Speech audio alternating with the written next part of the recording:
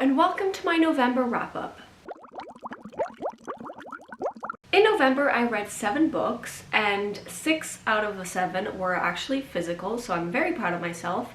I feel like it was a good month, both because I read from my shelves and because I liked a lot of them. And I found a new favorite. Yeah, that is my intro, so let's get into it. The first book that I read in November was The Marvelous by Kann, and this is a thriller, I guess, / mystery about this group of teenagers that go to this really wealthy girl's house to enter a competition where 2 people will win $1 million, half each, so $500,000 each. And that is the plot of the book without spoiling anything. There's a hair on me somewhere. Hello? We follow 3 different perspectives in this, so if you get very confused with multiple perspectives, this can be a bit confusing. To me it wasn't, but the voices are pretty similar. We follow 3 girls. We have more people in the competition, but we only follow 3 perspectives, which are Nicole, who is the most famous person on the app that the really rich person is in charge of or owns, whatever.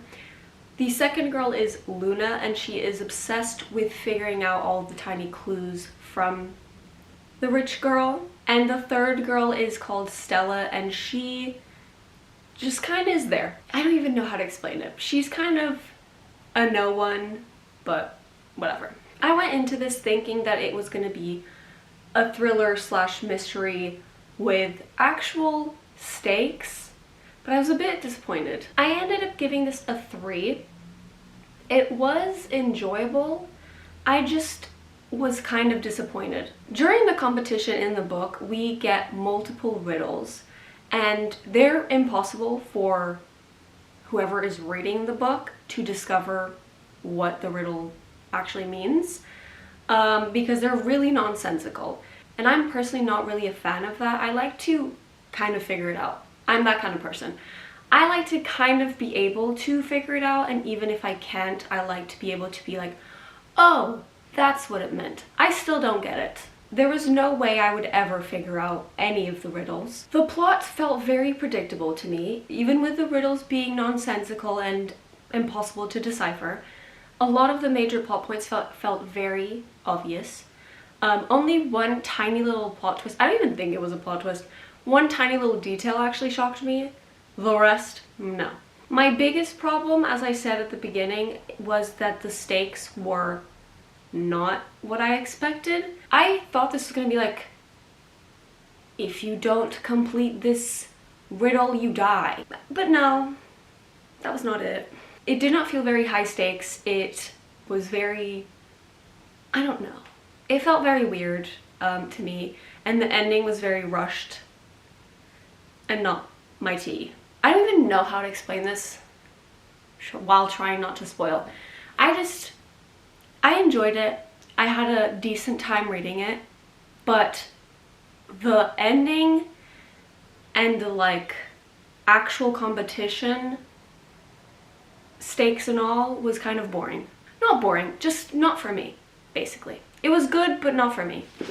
The next 3 books were the next 3 3-in-1 volumes of Fullmetal Alchemist that I am currently reading still. So this is volumes 10 to 18 of Fullmetal Alchemist by Hiromu Arakawa. If you've never heard of this manga / anime, it is about 2 brothers, Ed and Al, and when they were little, they started learning alchemy to bring back their mother from the dead.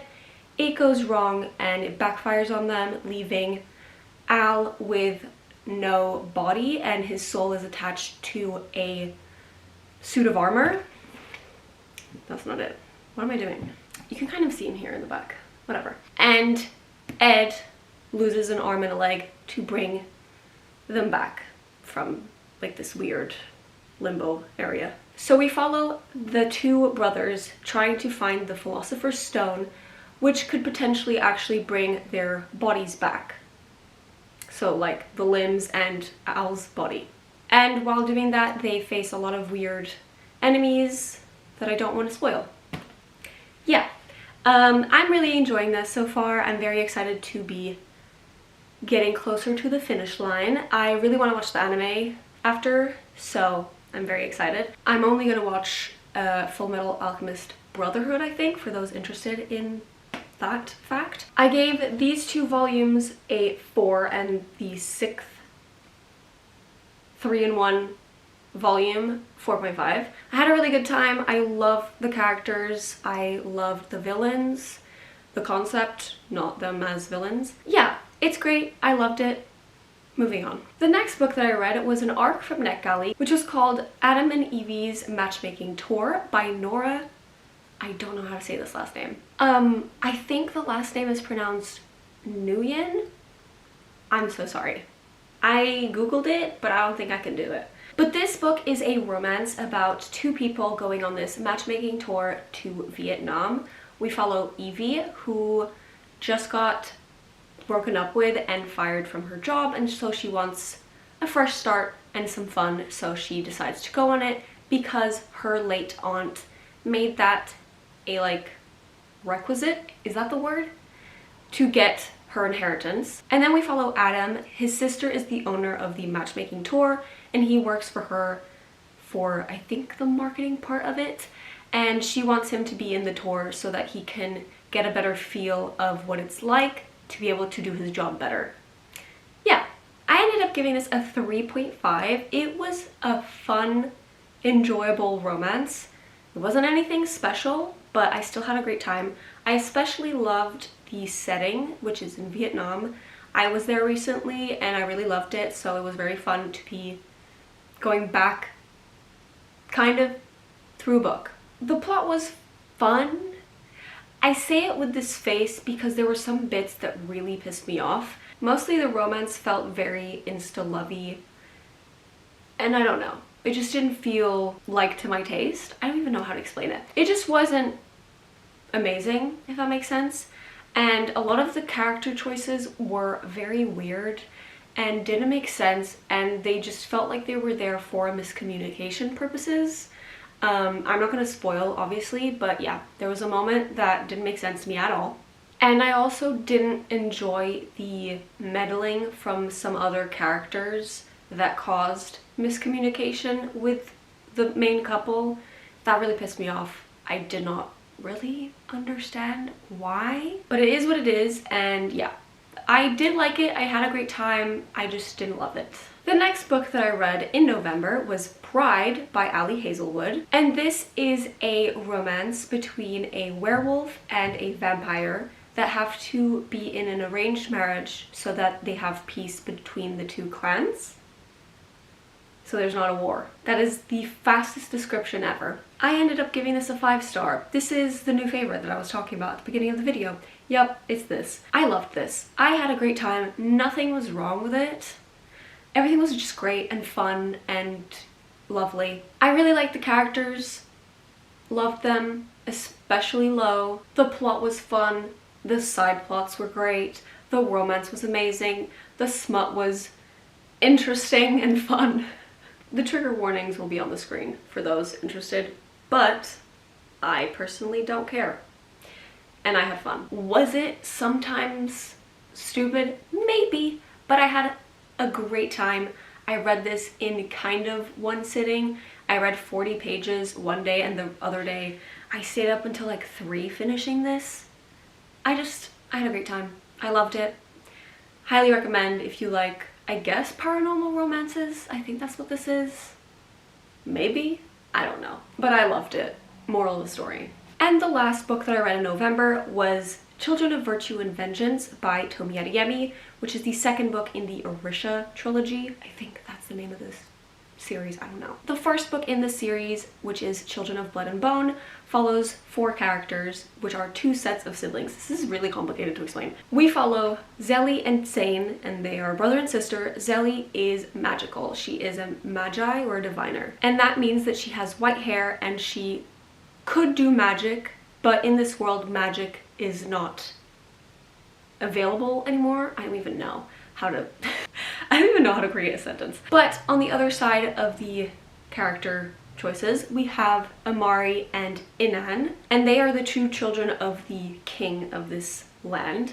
And the king is the one who took away magic, basically. But in the first book, we find out that the king has a magical scroll which could bring back magic, and so Amari steals that scroll and works with Zelly and Sane to bring back magic while Inan tries to stop them. I hope that made sense. And so this is the second book, and we all know what happens with second books. Yeah, I did not like this. This was very, very boring to me. I give it a 2 star. I don't even want to read book 3 at all now. This just, no. The only thing that allowed me to finish and read this book was the writing. I love the writing in these books and the world. It is a great world. I love the magic. I love that. The rest, though, did not work in this. The characters were completely different from the first book. I don't understand. One, I kind of understand, but I'm still annoyed at. The rest, I do not understand. We also get introduced to a love triangle in this. So unnecessary. One of the characters doesn't even make sense anymore as a potential love interest, and the other one honestly deserved better. But here we are, and I already know that the one that I don't think should be a love interest anymore is gonna be the love interest in the third one, and who she ends up with, but whatever. I also did not like the constant back and forth between, do we go into war, do we make peace, do we go into war, do we make peace, do we decide? The characters made so many dumb decisions. It was really frustrating to read this. I just did not have a good time. Moral of the story, no. I'm not interested in this anymore. This book kind of ruined the first book for me. But these are all the books that I read in November. I feel like I got through a lot for me, and I had a pretty good time with most of them, so I'm pretty content. I am very behind on my Goodreads goal. I've read like 70 books out of 100. There's no way I'm getting to 100 this year, but hopefully, if we disregard that, in December I will read a lot and get through a lot, even if that means DNFing some books, which I should probably do more. But that is everything for today, and I'll see you in my next weird video. Bye!